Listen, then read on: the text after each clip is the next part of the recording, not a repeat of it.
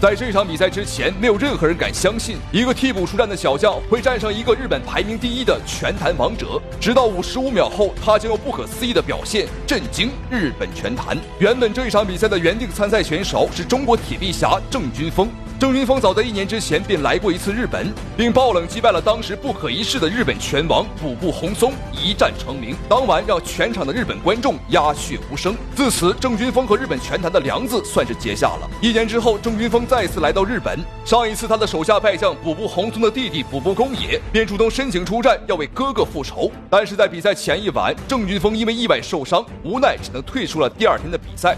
此时急需找到一个人来替补郑军锋出战本场比赛，但在如此紧急的时间，实在是找不到合适的人。无可奈何之下，只能把一个22岁、一脸稚气的年轻小伙朱帅推上了擂台。但这一场比赛对于一个刚初出茅庐、完全没有大赛经验的小伙，可以说这场比赛获胜的可能几乎为0。因此，在上场之前，所有人对朱帅的嘱咐只有一个，那就是不要输得太难看。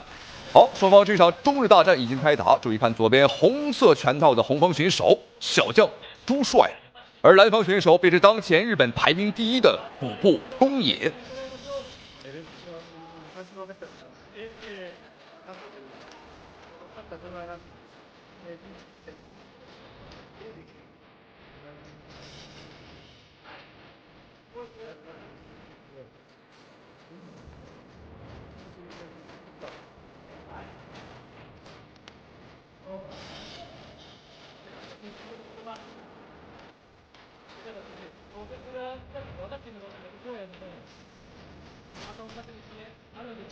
哦，又一个后手，日本拳王卜部公野他被击倒了。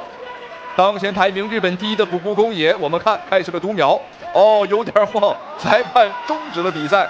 这场比赛无疑是中日拳击历史上最大的一次爆冷，太不可思议了。一个刚初出茅庐的小将竟然 KO 了日本排名第1。我们再看一遍精彩回放。哦，这是个迎击拳，打得非常的准。好，上一场比赛可能结束的是稍微有一点点快啊，很多观众朋友呢还没有看清朱帅真正的实力。如果说上一场比赛是靠了运气，那这一场比赛绝对是靠了实力。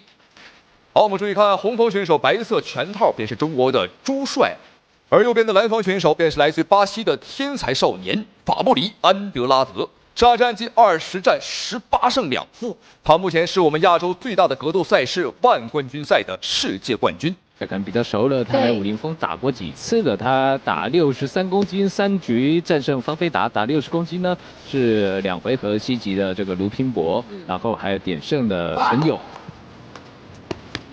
那赛前我们的严雄老师日本特别跟我打听的这个法布里的实力啊，因为他很担心未来不知道是不是由他会来挑战朝九玉桂啊。哦，他既然向你打听，就可见在他的心目当中，法布里是有这个实力的。是的，是的。我们这位年轻的选手朱帅，朱帅也是在我们这个擂台上逐渐成熟起来了。对的。今天的这个短裤也很跟这个季节很相配，我觉得冬天了穿了一件带毛帽的短裤。是。那上一次啊，在我们的武林风60公斤级世界杯1轮游啊，对上法国的丹贾尼啊，因为对方的拳法比较突出，也把距离控制比较好，所以我们的朱帅无缘晋级到决赛。看一看他今天的状态怎么样？是。这场比赛对于朱帅来讲啊，还真是一场证明之战。因为上一次击败了卜部公野，有很多人认为朱帅这运气好啊，走了狗屎运啊，蒙中了一拳。要不然凭硬实力，他绝对不是对方的对手。无论是在国内还是在国外啊，有很多人都这么说。所以说，此时的朱帅非常需要一场硬仗啊，一场真正的对手来证明自己。而这一场的对手法布里则是最好的人选，他年纪和朱帅相仿，而且也是一个天才级的选手。过去他的拳法是带着巴西的一个狂野，比较乱的，现在非常规范，要小心。好，现在你看这个法布里场下的一个教练慢条斯理来教他要怎么打拳，节奏控制很稳。我不知道法布里能不能够听得到啊？是，因为他声音也很小。是，也很小，应该是听得到，他才会那么小。哦，漂亮！哦，这个整个分散式的攻击让朱帅不知道怎么去防守。对。而且你看这个现在法布里具有这个身高的优势，然后又能够换架，然后他的拳法呢现在更细腻了，包括他的步伐很有飘忽的这种阿里式的感觉啊。哇，糟糕啊！所以这回合朱帅被打到好几次啊，都是有效的击打。尽管比赛一开始朱帅这边的进攻打得非常的凶狠，压迫力十足，但法布里这名天才少年他也不是面团捏的啊，超长的臂展再配合灵活的闪躲，让朱帅也很难在短时间之内打开局面。现在比赛来到第2个回合了，在第一回合朱帅明显是拼拳没拼过，因为两人在臂展上差了20多公分呐，这已经是很离谱的一个差距了。但朱帅踢腿没错。拼前拼不过，那就拼腿，1寸长1寸强。因为法布里的手很长，他喜欢呢拳法落空之后，整个就是老鹰抓小鸡，把你抓过来做膝撞。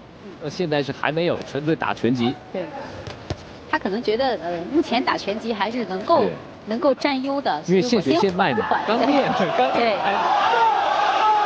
想玩哦，这个才让我们想到了。是，没想到。这个应该是没什么机会了，恢复不过来了。观众朋友们，精不精彩，好不好看？我们熟悉的左手平勾，在上一场比赛，朱帅就是用了这一招KO 了卜卜公野。这场比赛，朱帅用真正的实力证明了自己自己不是偶然的，自己不是运气好，自己是真的有本领。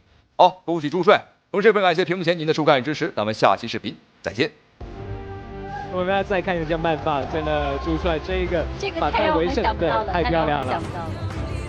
看一下，换拳，有这个换拳，致命的一个错误。